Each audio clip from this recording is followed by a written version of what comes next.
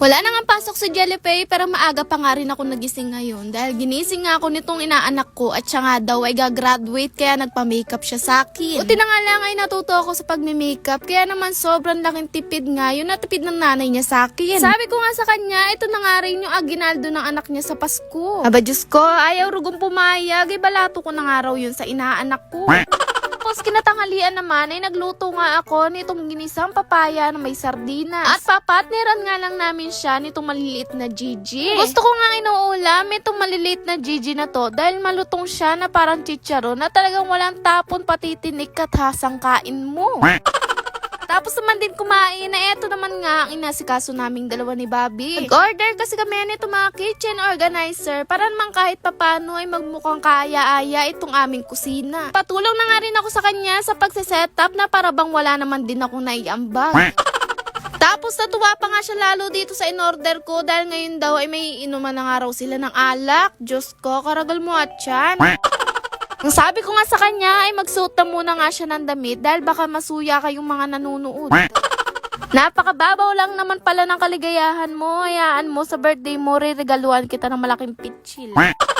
Ito nga susunod na parcel ay sobrang tagal na nga talaga sa aking cart. At buti naman nga ngayon ay nabili ko na nga siya dahil matagal ko na nga rin pinapangarap to. Diyos ko, hindi na nga pagkain ng cravings ko ngayon dahil mga gamit sa bahay na nga yung gusto kong binibili. Ay Rugo, ganito pala ang feeling kapag nasa adulting stage ka na kung ano-ano ng gamit ang bahay ang ina-add to cart mo at pinapangarap mo mabili. Ay hindi na nga namin natapos pambuuin yung mga organizer dahil meron nga kaming bigla ang lakad. That anniversary nga ngayon ng lolo ko at muntik pa nga namin makalimutan kaya naman dali-dali nga kaming gumayak dahil nandun na nga daw yung mga tito-tita ko. Medyo late na nga kami nakarating dahil ilang oras lang din yan ay magdidilim na. Anyway, kami nga lang ngayon ang nandito dahil yung ibang tito-tita ko ay malalayo din kasi yung lugar nila. Bago magdilim ay sinindihan ko na nga rin itong bit-bit kong kandila at tinulusan ko na nga rin si Mother Dragon. After noon ay nagkwentuhan nga lang kami habang nagbimeryenda bago nga dumilim. Pag tumungtong na kasi ang alas 5 ay napakabilis ng dumilim kaya naman kumain na kami habang maliwanag pa. Anyway, hindi na nga rin ako nakapag-video at nagkaya na nga kami magsiuwi. Pero kami dalawa nga ni Bobby ay dumiretso nga dito sa Bugay dahil birthday nga nitong si Lily. Si Lily nga ang panganay na anak ni Ate Mengay at ni Kuya Bebu at 5 years old na nga yata siya ngayon. Sakto naman din dahil kasama nga namin si Malo kaya naman naki-birthday na nga rin siya.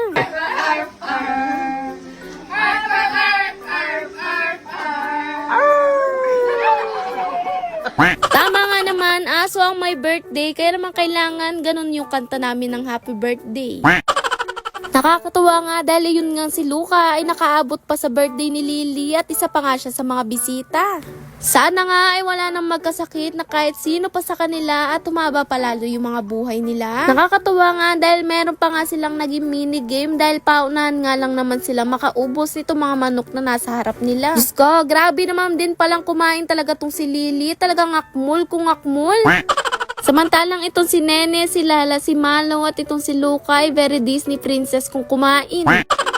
Partida dahil siya nga may birthday kaya mas maraming manok ang nakalagay sa kainan niya. At muntik-muntikan pa nga siya pa ang maunang makaubos. Ay Rugo, liliot makanyang kamangan.